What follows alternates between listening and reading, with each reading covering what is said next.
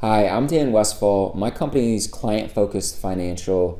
Today I'm going to talk to you a little bit about some things that have gone on recently within the markets and the economy, because there's been a lot of fear-driven conversation based around it. So for those of you that don't know, recently over the last 3 weeks or so, markets have dropped off pretty significantly. As of today, October 24th, 2018, the S&P 500's dropped over 7% since the beginning of October. That's a pretty big drop for that short of a time frame.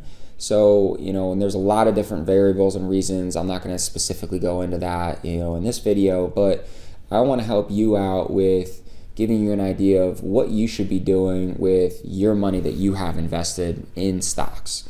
So, first off, number one thing would be thinking about, well, what is the purpose for the money? So, are you using this for retirement money? Is this something that is just for college savings, or in a middle bucket investment? That's something that's more like 5-year time horizon to it. What is ultimately your time horizon? When do you plan on using the money? If you're 50 years old, are you going to be retiring in 5 years or 15 years? If you're 30, you're going to be retiring in 30, 35 years. And really thinking about, well, what is that type of movement within the market, a 7, even a 10 or a 15% movement if the market continues dropping?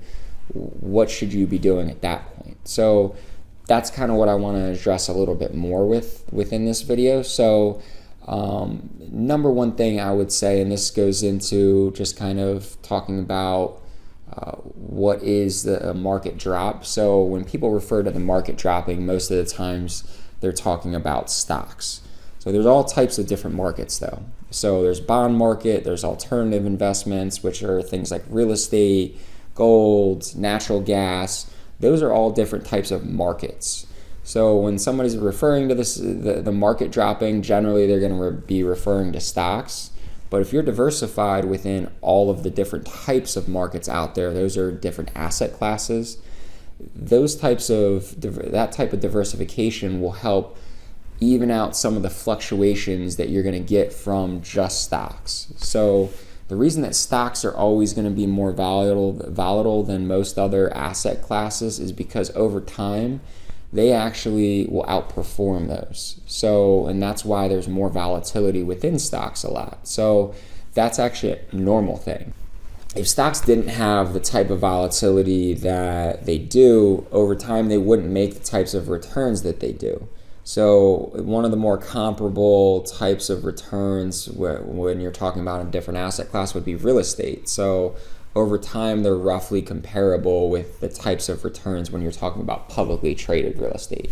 So not your house that you live in. That's very specific to whatever market you're in.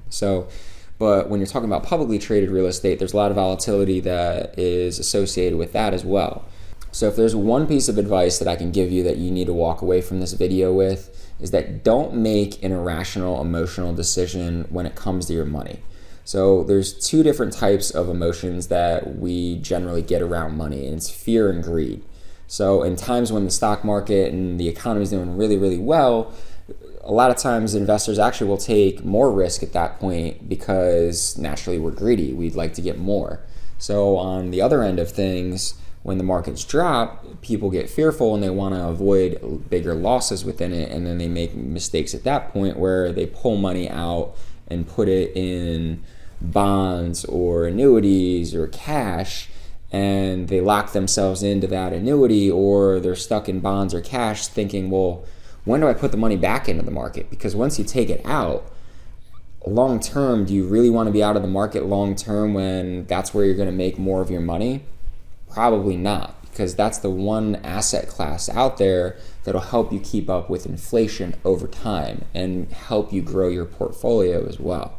So if you're thinking, well, I'm just going to put it in cash and time the market, well, good luck, because Warren Buffett doesn't do that. Jim Cramer wouldn't do that. I can't help you do that. So if you are doing that, maybe you should talk to me or come work with me, because you're some type of investment wizard out there. But for the rest of us out there that are going to think of it in a more rational, normal way, you don't want to just put your money in cash, because what happens if the market just spikes back up? Then you just locked in that loss, and you didn't get in on the upside. So that's compounding a loss twofold. So those are just some different things to think about.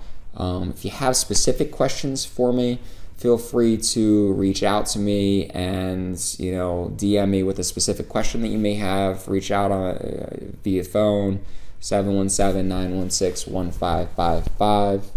That's 1555.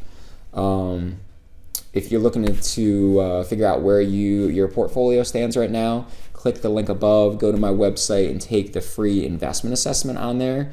That'll help you get a better idea of exactly where your portfolio is at and give you a little bit better feel for, what maybe you need to change with your money.